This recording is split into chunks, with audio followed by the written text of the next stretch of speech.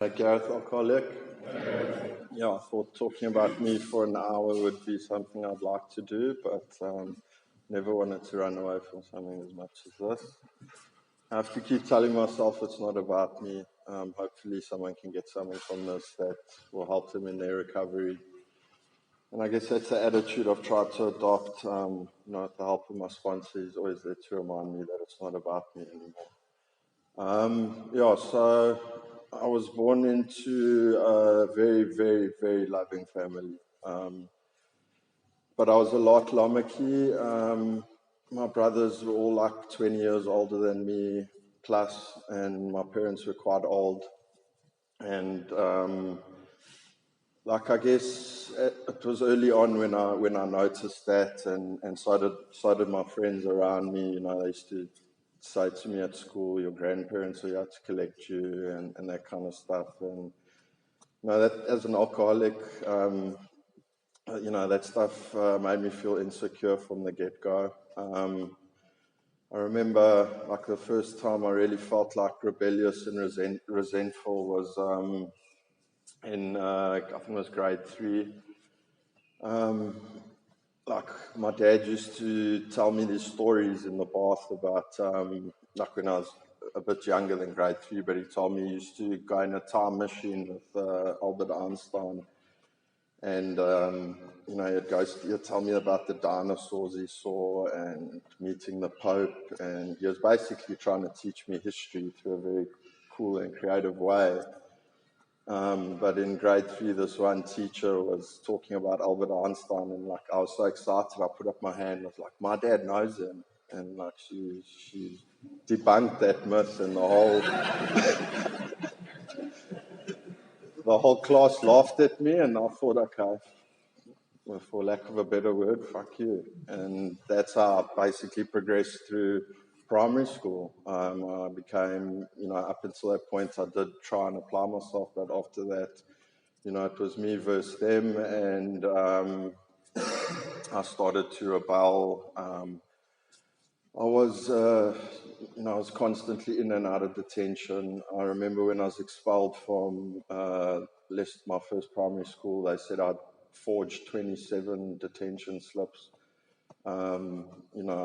We had set fire to the one hall. I used to hang out with people that were like me. They were rebellious. I always gravitated to people like that. So that's how primary school basically progressed. I did go to a psychologist, a very good psychologist, and he tried to help me a lot. My mom was in an absolute tiff with where I was at that stage. She wasn't well. We used to fight. I used to fight with my mom from a very young age, and my dad was always like this calm port in the sea that would really, try and help things. And he had to beat me at some point, because I was constantly in conflict and very aggressive and angry at things from a very young age. And that's also how it played out with my mom for a very long time. My brother said, they've never ever seen someone speak to their mother like that. So that trend carried on for the better part of my life. And all she did was ever try to help me. She would drop everything to help me. So when I went to a new primary school, the psychologist did suggest, they need to maybe put me on Ritalin.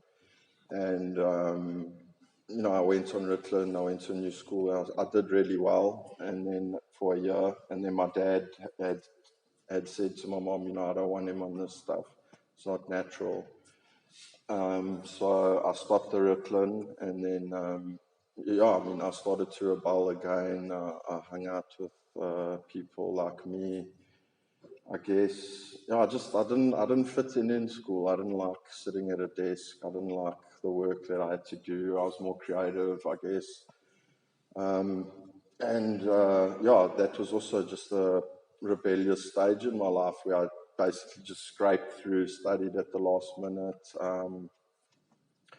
Near the end of standard 5, I was with 2 friends, because these rebellious guys were always older than me to a certain degree. So I'd always find myself maybe going to places that maybe were a little bit ahead of my time. And the one day we were hanging out at the mall, and a guy who must have been, if I think back, maybe he was about 21 or 22. He walked up to us. I was 12. He walked up to us and he said, "Do you guys have 50 cents?" And yeah, we gave him 50 cents. And good looking guy, nice guy, didn't look like someone who needed to ask for 50 cents. And then he asked us to come back to his car. So we went back to his car, and he just started like it just felt so cool to be hanging out with an older person. He had a nice convertible, and my two friends went along. They were happy to do it, and whatever happened there, basically 2 weeks later, somehow we found ourselves being very excited to be at a rave, which like the rave scene had just broken out in South Africa. It had been going for like a couple of years, not really that long, and yeah, we found ourselves there. I was 12, so it was, when I look at a 12-year-old today, I'm like, what the hell? Like, how did this happen? And I still remember, in the car, like, I had this friend, and he was growing facial hair at like a very young age. So I was like feeling very insecure. Everyone was like a lot older than me. I didn't even really know what was going on. Like, I knew I was there. We were going to some disco or something, and it was like 15,000 people, and it was overwhelming. The people I was with were all older. They were really cool people. There were lots of women, like very caring, nice people. It just felt like I was a part of something that was amazing, to be honest. But I was very insecure. And this friend of mine, he had decided to buy like a psychedelic substance, and because he did act a lot older than maybe I did. So he went along with that with the other guys, and uh, the minute I heard him doing that, I thought, "Yeah, let me do that. I'll do what the other people around me are doing." And like, I don't know how I got into that event, but I got in. And as I got in, I remember it like this. I used to play with toys for a very long time. I loved Lego. I loved all that kind of stuff. And I went from literally playing with toys to like, this is my life now. The music, the sound, the people. I was like welcomed into this incredible thing, I thought, and everyone was so loving. They were like, "You the future." No, it was just amazing. And like, I didn't really feel anything. I just stayed awake the whole night, and this was my life now. So school was just like this thing I had to do. All I did in my books was draw mushrooms and buy neon pens, and like, I was just completely into it. Kept my stamp on my arm for like the whole of standard 5. I colored that in, so I stayed there. And like every 2 months, we would do this, and like, my friends were older, so it was a lot easier for them to get in, and I'd always have this immense fear, like, I'm not going to get in, and like, so it was always a fearful thing. I always felt out of place. I always felt like I shouldn't be there. I always was comparing myself to people that I just couldn't. I mean, they were completely older than me. It was just insane. But at the second one, I sat down and I decided, like, somehow I thought, like, drugs are not good. You shouldn't be doing drugs at 13 and maybe not do that. And I decided not to do it, and I basically just sat in the middle of this flippin' massive warehouse looking after everyone's bags and jackets, and everyone just like walked past me. Like, at that point, it wasn't welcoming. It was like, what is this child doing here? And in that moment, because I was thinking about the journey, in that moment, it was very easy for me to make a decision. And I made the decision that, like, the last one was a lot better. I did take something that night. Maybe I should take something every night, because all my friends have taken something and they seem to be having fun. I'm not having fun. I'm just sitting here feeling uncomfortable. And I made that decision. And from that moment on, I was obsessively enthusiastic about substances and mood and mind altering substances. there was something for everything. If I wanted to feel mellow, I could smoke that. If I wanted to feel love, I could pop that. If I wanted to travel into the stars, I could trip on one of those. And like that was how I fitted in. It was like a competition to me as a kid. Like, if that's what they're doing, I'll outdo them. And it got out of control quite quickly. I started dealing. And I was always running away from the organizers because they were, they didn't want this at the event. So basically that's how it played out. The whole of high school was the same thing. And like it was a lot of comparing myself to others. They had girlfriends, they had this, they had that, and like cars and money. I was at Edgar's stealing CK bottles so I could fit in with the trend of CK1. And I started to DJ as well, also young. I was 14. I stole a DJ mag from CNA because I was just so blown away by this new toy I'd found. And I didn't really have money as a kid, so stealing just came naturally when I wanted something. So that was a nice thing to pour myself into because it felt like I'd found my purpose, and it also gave me a reason to be at these places. So I obsessively started to mix music. I would mix about 7 hours a day, every single day. At that point, my mom and dad, they had no idea what this industry was about. So to them, I was actually honest about it. I told them, we go to these parties, we dance all night, we take this stuff called ecstasy. I'm a DJ now. My mom would cut out articles about Carl Cox and give me this stuff. And it was just a crazy, like, I guess for me it felt like it was meant to be. And it justified why I was at these places, why I needed to take drugs, why I needed to go to that club, why I needed to go to that party. It was a lifestyle. That's what it was. It was my lifestyle.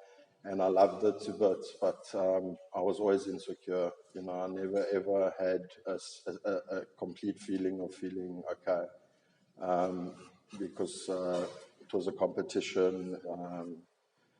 And the thing with not having a girlfriend used to play on my mind a lot. I wanted all the things I saw people that people had that like looked right. I needed that. And the more I didn't have it, the more I'd pour myself into music. And I did. I became quite good. I got a lot of affirmation from it at times in my life, and there were a lot of moments where I thought I'd made it.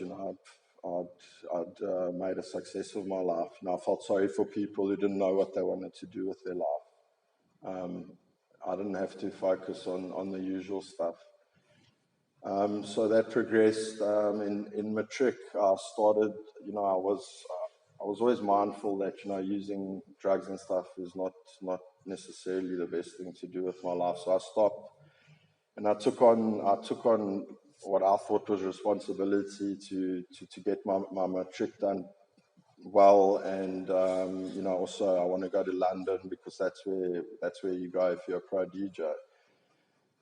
So I stopped using the whole year. All I did was train. I went to extra lessons for matric, and like I pulled myself out of it. I stopped. I apologize for mentioning drugs, but I stopped smoking weed, and that plays a major role in the story because of pulling myself out of that. I found that every time I went back to it, there was a level of psychosis that it had induced in me where I was completely self-obsessive. I'd look in mirrors consistently for hours. Like if I wanted pain, I could go to the mirror, and like for some reason that drug is, in my opinion, very dangerous. So matric it went well, and I met this girl at BITS, also doing like extra lessons, and I guess I fell in love completely, and I went to my brother and I said to him, "Can I can I work for you? Because I need to make some money. I want to go to London, and I just want an odd job whilst I'm doing all of this." And like he said no, like he didn't want me to work for him, so he sent me down to a friend who owned a takeaway in Kensington in Johannesburg. Like I walked into this place, it was like struggling, it was sinking, and I walked in and I was like, fuck, I'm not going to stand here and run a restaurant. So I brought my turntables down there, and like within a week we had opened up a club. Within a month we had done really well. I'd basically taken over the venue. We kitted it out. In that process, we made it into Cosmopolitan magazine. And I'd had that dream of going to London since I was 13. Like that just got derailed. I got a girl now. I got a club. Look at me. And it was amazing. It was a cool experience, and I thought I'd made it. And yeah, then a lot of the biggest DJs in Johannesburg at the time took note of that, and they wanted to come play for free. And I was thinking about that earlier on, our people please, and I let them. I built the club up on my back, and my music, and I'd actually done something for once on my own steam. But in my mind, if these guys want to play that for free, that's amazing, and I can also get this place working. I don't know. A lot of it was people pleasing. But what it did was that I found myself having to take a back seat, and I basically never ever got to play at my club again. And I just justified it as I'm a businessman. I got bills to pay. I've got to pay the rent. The rent was extravagant. But this resentment started towards the industry and the people in it, and it drove the disease in me for so many years. That resentment, and because it's like, if I help you, why don't you help me? And that, there it is, no, that's people pleasing. I've had to look at that now.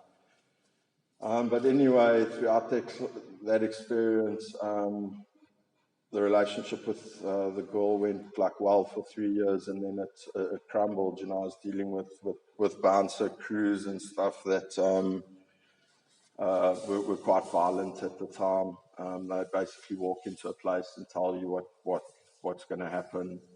And I was 20, I was 19 or whatever. These were massive men from Benoni and Boksburg that wanted to take over my fucking club. So the resentment grew, I was like, fuck you, I'll go to Aldo's and get the real gangsters to take you out. And this was the world I was in, and I had this girl who loved me to bits, and all I did was, forget about trying to better my life, and I used a lot. People would give me drugs for free. Got so angry, resentful when an incident would happen.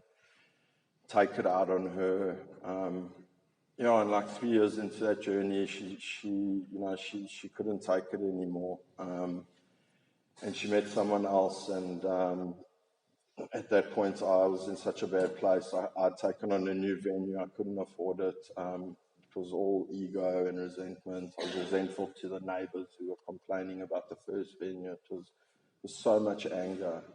So that the second venue closed, and the relationship ended, and I went into a complete depression. I remember I was a head bartender at this place in Braamfontein. It was this massive gay club. It was cool, but I just remember on New Year's, all the other bartenders were just jollying and having this great time with everyone, and I was just working.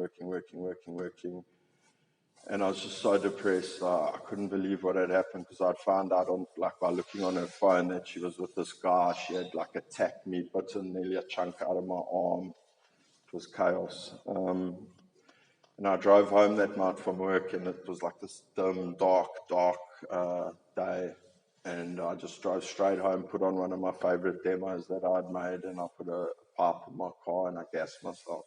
Before I did that, I left a message on my phone saying, please, if someone hears this, please come get the body, because I don't want my mom to find it like this, and all of that. And basically 2 friends broke down the gate and took me to hospital. I woke up in hospital, and basically in the next 3 days I was on a plane to Israel. So that was like a geographical. I got away from all of it, and like they make you work quite hard there. So I got to pour all that anger and resentment into the work, which ended up I did well because of that. But I distinctly remember how I could not handle what I was going through. Like, thank God I had to pack 25 kilo bags and build up pallets and stuff. But in my free time, I'd just sleep and just cry. It was shocking. And like, I didn't use a lot. I didn't really drink a lot. It just, I'd gotten out of the mess that I'd created. My family were obviously disturbed by my actions and my behavior. My anger was the biggest thing, my viciousness. I'm a vicious person, I realized that. So yeah, that was cool. It was a nice experience, and it just took one email from the school for me to like give up. Well, not give up, to just get on a plane and fly straight back to South Africa. And we did the dance again for a couple of months, and the same stuff happened. And I got a job in China then as a buying agent, and that gave me the freedom to go to South Africa, get absolutely shit-faced, and then go to China and work as a buying agent and feel special because I'm like on the international stage now, traveling around Hong Kong and back and forth from England. And yeah, I guess like it was an amazing opportunity, which I squandered in the end. I would fly back to South Africa thinking, wow, I'm not going to use again. And literally that night I'd go out and start with a drink, because I want to be normal. I don't want to use drugs anymore, but like drinking is normal. I'd like to enjoy a beer with people. And that would never ever go well. I'd always end up completely broken. Then basically I met these other two guys who owned a venue. It was one of the most beautiful venues I've ever seen in my life. And I was high that night, so I had the gift of the gab, and I talked my way into the venue. And to cut a long story short, we started throwing parties together. They became very, very successful. And I found a family that I love dearly. The one guy was a father, and he understood me. He had a lot of vices. He could relate to me a lot. He was also 8 years sober, and his son didn't touch anything because of how he had seen his dad live his life. And I just got really close to him, and they had my best interest at heart to a large degree. Maybe because it was a mutually beneficial relationship, but I really did love these people. And so I'd fall off the rails like every 4 or 5 months, and they'd pick me up, and like they were my program at that point. They used to keep me from getting too unmanageable. And I felt like I'd made it again. It was the most successful I'd ever been in that industry. And then the father passed away from chronic lung-ways disease and emphysema, and that hurt me a lot. And then his son, who had been quite suspect of me for a year or so, he didn't really trust like my motives and stuff. He saw that my feelings and commitment to his family were real. They were some of my best friends. So we became really close, and we did well. And he went overseas like 2 or 3 years after his father died. He went overseas for his honeymoon. He had made me a best man. That's also something I never ever expected in my life, to be like considered someone to be made a best man. So he went overseas, and then he came back, and I'd relapsed whilst he was overseas. And he came back, and he came to my house, and I was looking through the window, and I couldn't go face him. I felt I was too run down from that whole experience and what I was doing through that experience. So I didn't go outside, and then he came back the next day, and I was like, shit, dude, I better go outside. So I went outside, and we went for dinner, and he was just so excited about like Thailand and what he had seen, and we're going to move the place to Thailand. It's going to be amazing. Like, we spoke, because we'd always speak late until the night, kind of like we do, no drugs involved, just cigarettes and coffee, and his wife would make us food and stuff. So we were doing that, and he was telling me all about his trip, and it was on the 30th of November. At like 12 o'clock, he stopped talking. He looked like he was thinking, and he lay down in my lap, and he passed away from a brain aneurysm. And like, yeah, fuck, everything came apart. I started to use, I thought I had a responsibility to be at the club, look after his wife. His wife then had a panic attack, and the two people driving her to the hospital, like I ran out to try and help her. I went right to my car, they went left. They drove down a hill in Bedford View and crashed into a palm tree, and both of her best friends died, and she woke up in ICU. And yeah, I knew that this is over. This is completely over. And it was an intense like experience for me. I started to use a lot. And yeah, basically just like that was the first time in my life where I just literally sat alone and used. And like I remember just sitting in my lounge one morning, and I had like this feeling that something was there, and it like reminded me of my friend, and he was like, "That's enough." I called my brothers, and they came over to my house, and like I was lying on the grass, and I was looking up at them, and I said, "So what are you going to do?" And like throughout all those years, something I didn't touch on, I had been in and out of the room. Um, Basically just a tourist. It did feel like home, and I did know that there was some sort of solution in this program. So when they asked me what am I going to do, I said I need to go to NA, the Sister Fellowship. And I did. Like for the first time, I did all the things I'd heard people suggest that I do whilst I was, in and out of the rooms, basically just, just sitting there and sharing, not really connecting to step work or sponsors or service or anything. So at that point, it all came together, and I sort of knew, like, I need to go and try work this thing to the best of my ability. And I did that. I got a sponsor. I got a really good sponsor. I made this my life. I did a meeting every single day for about, I think it was 220 days in a row. We opened meetings. I did my step work. All my friends were in recovery. I had the best laughs I've ever had in my life. I got a job working for my brother. One of my brothers, he owns a company. It's like it's part of Famous Brands. It's a beautiful company. It's something I always wanted to do from a kid. I always wanted to be a designer like my brother. So that first year of recovery was beautiful. It was unbelievable. I was grateful for the job. We'd always go for coffee after meetings. I started to sort of look at myself in steps, but I guess I got irritable and discontent. I started to look at people that would always share at meetings and be like, "Fuck, not this person sharing again." Geez, could literally say he's gonna share, she's gonna share, he's gonna share. Wow, and I really connect to that saying today. Like, if I want to stay in a barber shop long enough, and you're gonna get a haircut. If I look at differences long enough, I'm gonna use.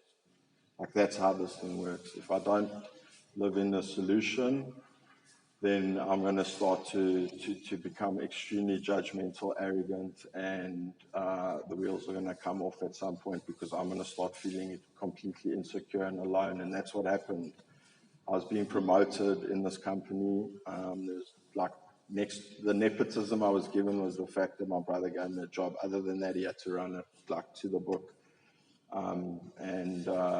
Yet I still did well. I was doing well in a legitimate job, a desk job. But I was comparing myself to other people in the program, people were making a bit more money than me. They're getting into relationships before me. I got a year. I should be getting this, that, the other. And the second year of recovery was very, very difficult. And by the end of that year, I turned 30, and my family didn't throw me a party. So I used that as an excuse to go out, and yeah, basically went out to a place. I didn't think I was going to drink or use or do anything, but I ended up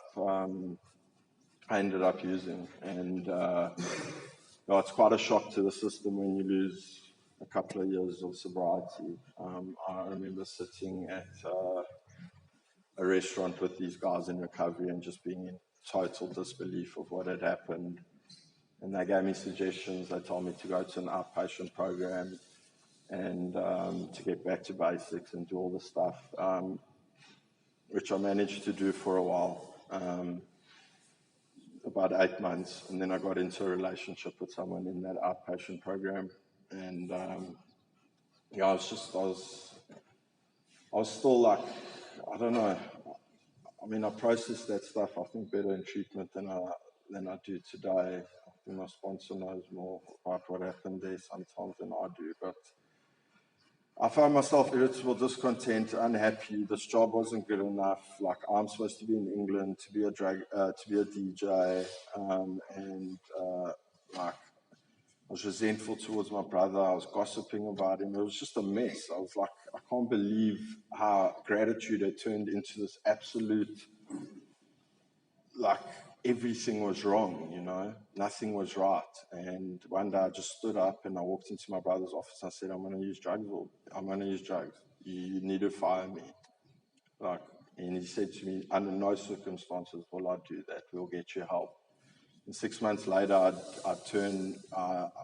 he was only too happy to fire me. And I had some delusion that I wasn't an addict or an alcoholic. I said, I'm going to finally find out if I am, and I'm going to use every day. Another one of those decisions.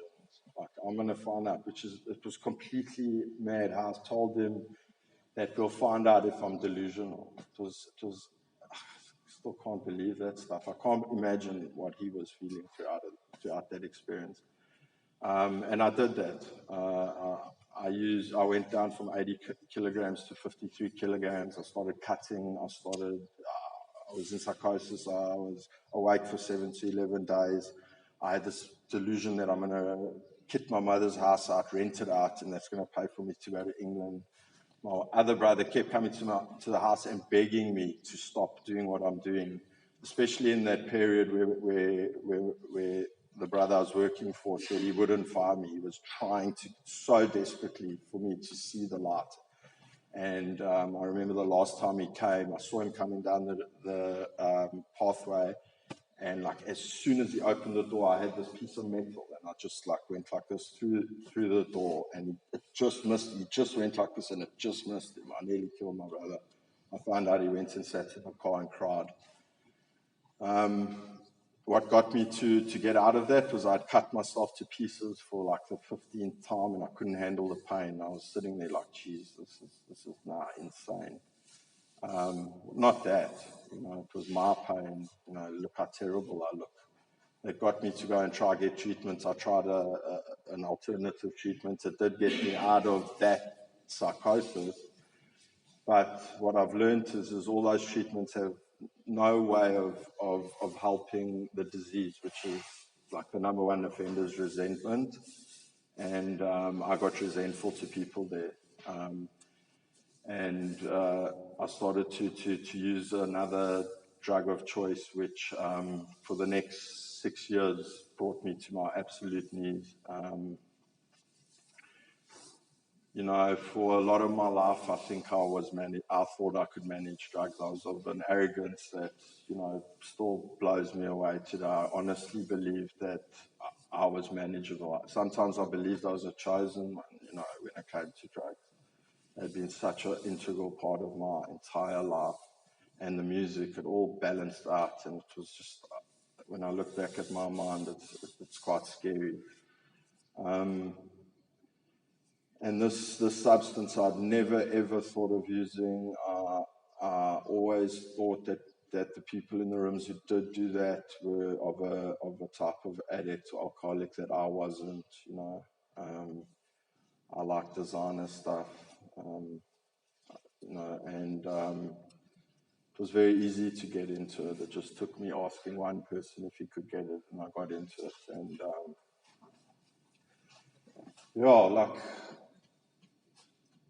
there's not much to that story. For the next 5 years, I could not wake up in the morning without using. I could not. Like, in that period, my brother had 4 cardiac arrests in one day, and I had to go buy that drug before I went to hospital. My father was battling diabetes, and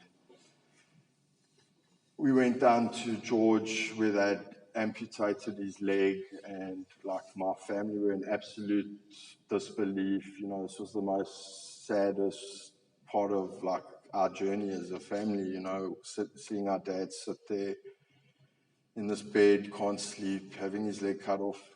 They give you pethidine, or not even pethidine, like Disprin, paracetamol. That's how they were managing his pain.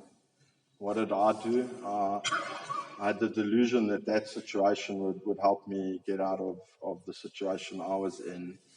Because it was a new town. I didn't know where I'd get anything. But whilst my dad was sitting there, my family were around him, I was walking down the road to like a flea market section, finding the dealer that I'd found out from the one car guard that night at a dinner with my family, where I could get this stuff. And on top of that, buying my dad diapers from Dischem and all of that stuff, and seeing, because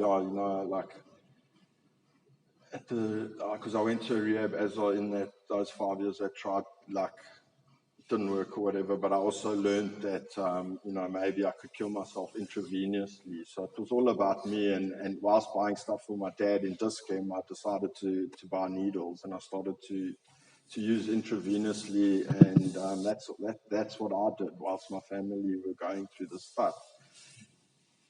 And that was shocking, because the one time, like the police caught me in that situation, and they asked me what I was doing there, and I've used people as a weapon my whole life, and in that moment it was quite easy for me to use what my dad was going through as a weapon to get out of that situation, and I did that. And got away with it. That's basically, it's just chaos. It's just me the whole way. I gave up the right a long time ago to get sober in the rooms. I had to come to treatment, and I guess for me, the most honest thing I've been able to do in my life, because I was under the delusion I was an honest person, was the step work that happened up at the treatment center. And the step one was probably the turning point for me in terms of connecting to the kind of person I am and what this disease means to me. The wreckage it causes is undeniable. I could not deny it at that point.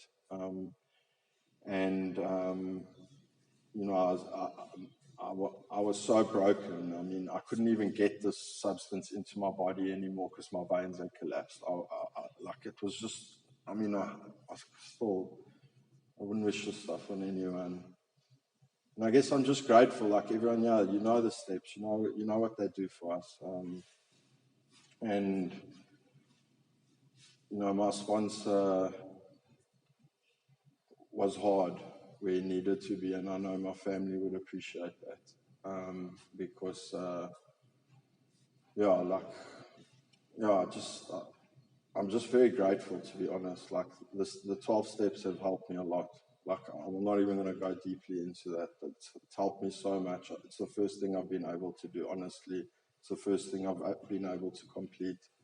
And I remember the first time I sat down with Stelio, after all that time in the rooms, he asked me, so what happened? You had recovery at one point. I said, Stel, I don't know how to work with a sponsor. I only know how to do things my way.